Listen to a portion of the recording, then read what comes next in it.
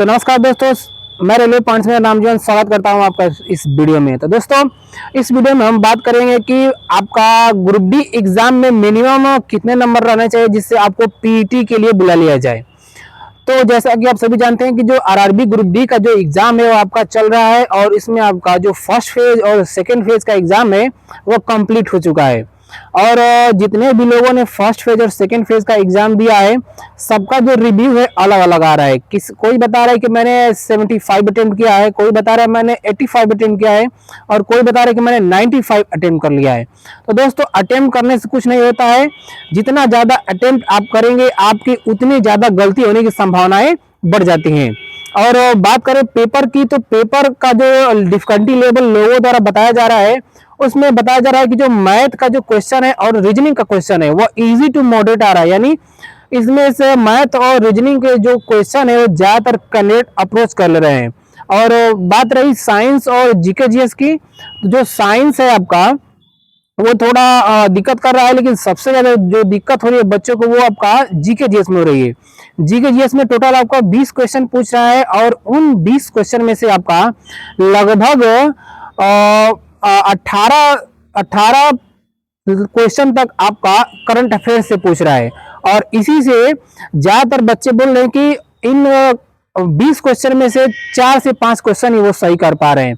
तो दोस्तों, ओवरऑल बात करें इस एग्जाम की, तो ये एग्जाम आपका मॉडरेट लेवल का एग्जाम है। तो इससे ये पता चलता है कि जो पीईटी के लिए जो कट ऑफ होगी वो आपकी ज्यादा लो भी नहीं रहेगी और ज्यादा हाई भी नहीं रहेगी।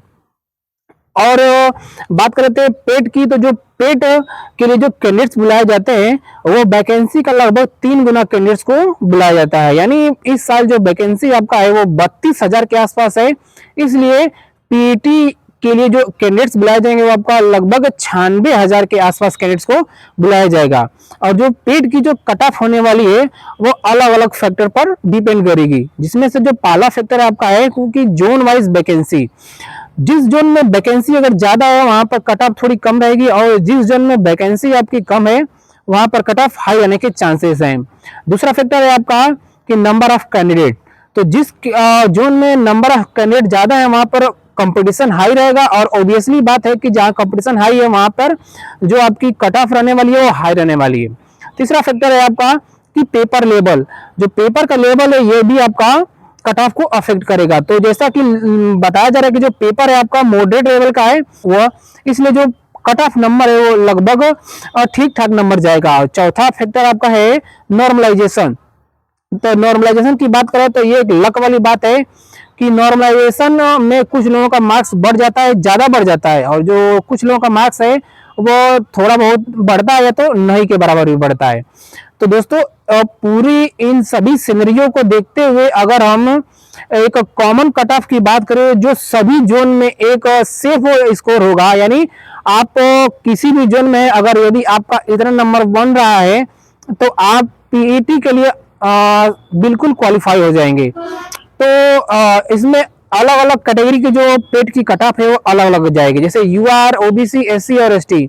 तो अगर हम यूआर, ओबीसी और ईडब्ल्यूएस की बात करें तो जो पेट की जो कट ऑफ है उसकी लगभग 68 से 70 नंबर के आसपास रहेगी। अगर मान लीजिए आपका 70 नंबर है तो आप एकदम सेफ जोन में, आप किसी भी जोन में रहेंगे आपको पेट के लिए बुला लिया जाएगा। और बात करें आपका एससी एसटी की, तो यदि आपका जो नंबर है वो 65 नंबर के आसपास है तो आप अपने आप को सेफ मानिए, आप किसी भी जोन में रहेंगे आपको पेट के लिए बुला लिया जाएगा।